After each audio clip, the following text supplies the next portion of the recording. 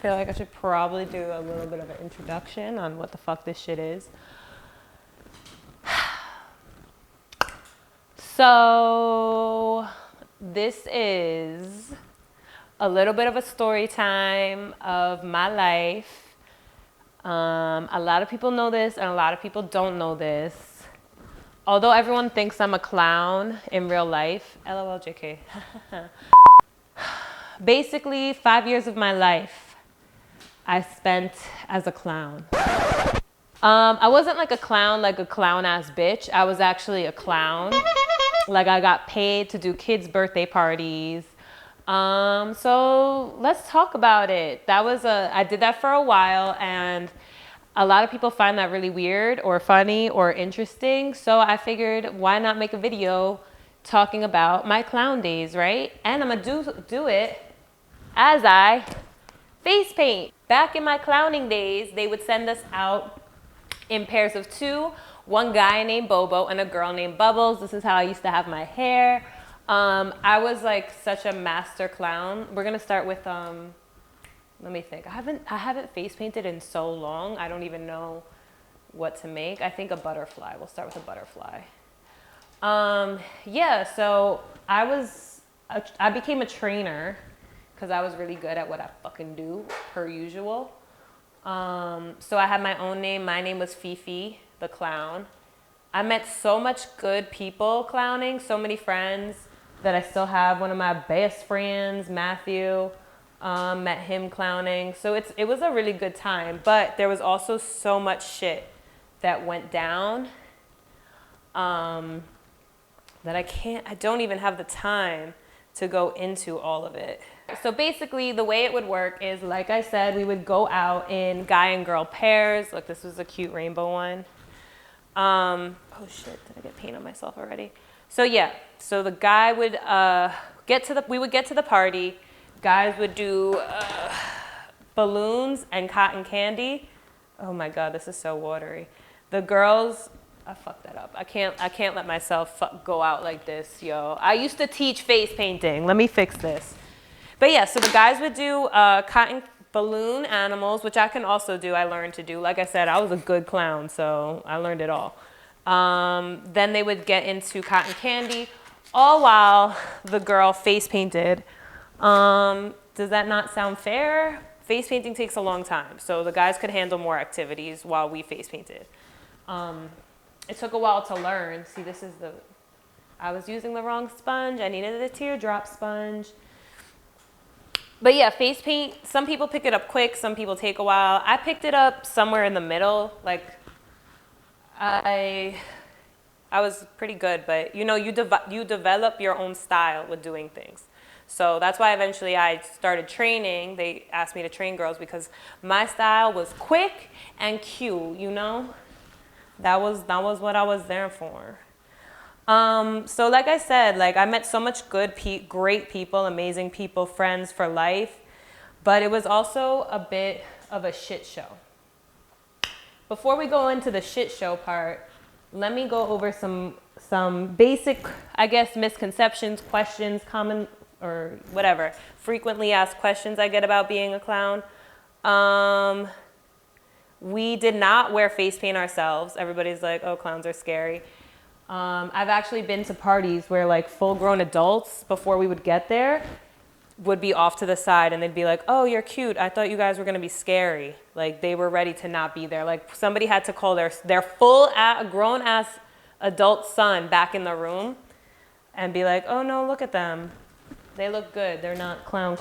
We didn't wear the crazy wigs. We were literally just like motherfuckers with costumes on, more or less. So, and we were there for a good purpose. We were there to make kids happy on their birthdays. Yo, I've done so many, what is that? The Jewish third birthdays where they cut their hair for the first time. It's a cool cultural experience when you're a clown because you do learn a lot about a lot of other cultures. And it's crazy, like people straight up welcome you into their homes. Not that they shouldn't, but because we are good people, but the company I worked for, they weren't running background checks. I'm not gonna talk about who I worked for, where I worked, because I'm gonna talk a lot of shit about them. But they weren't running background checks, and shady shit could definitely go down. But yeah, people just let us in their homes. I remember going to someone's house and they dead ass were a hoarder. That shit was crazy. I've been to like some fancy ass halls and different places like that. You really go all over we went all over the tri-state area, like Connecticut, New Jersey, New York. And yeah, let me see. What else do people ask about being a clown? Does it pay? Yes, it pays beautifully. So well, that's why I was there for 5 years. It pays, honestly, too good. You start out at $25 an hour. Now, you'll be gone all day though. That's the thing. Like, you'll have to arrive to the clown headquarters, the office, at around, let's say, it could range. It depends on the day. It depends if they fuck with you or not, because if you had a bad week the week before, you're having a short day. A lot of politics went into this job. But typically, let's say a general day, Saturday, arrive around 10:30, you get a window time. Then your first party would always start an hour and a half after your call time to the office. So if my call time was 10:30, that means my first party started at 12. Now, you could have a day, like I said, you're gone from 10:30 and you won't get back to the office like 11 p.m. maybe. You're not getting paid for the time you're in the car. We travel from a lot of different parties, like party to party.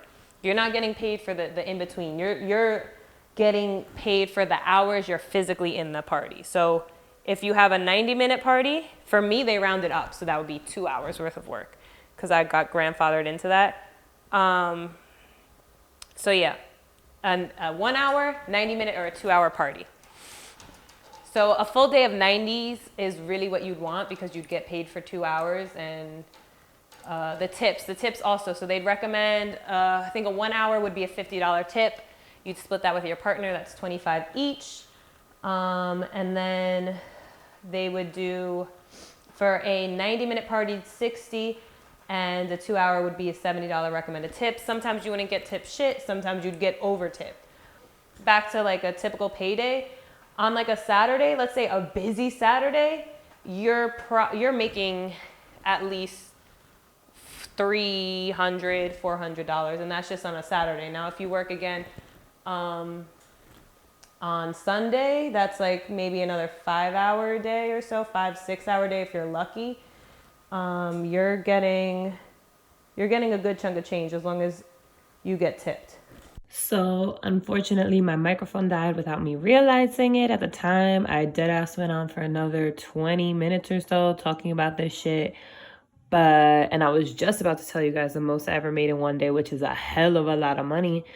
But I guess we'll have to save that for next time. If you guys have any other questions about my clowning days or anything else, let me know so I can answer that for you.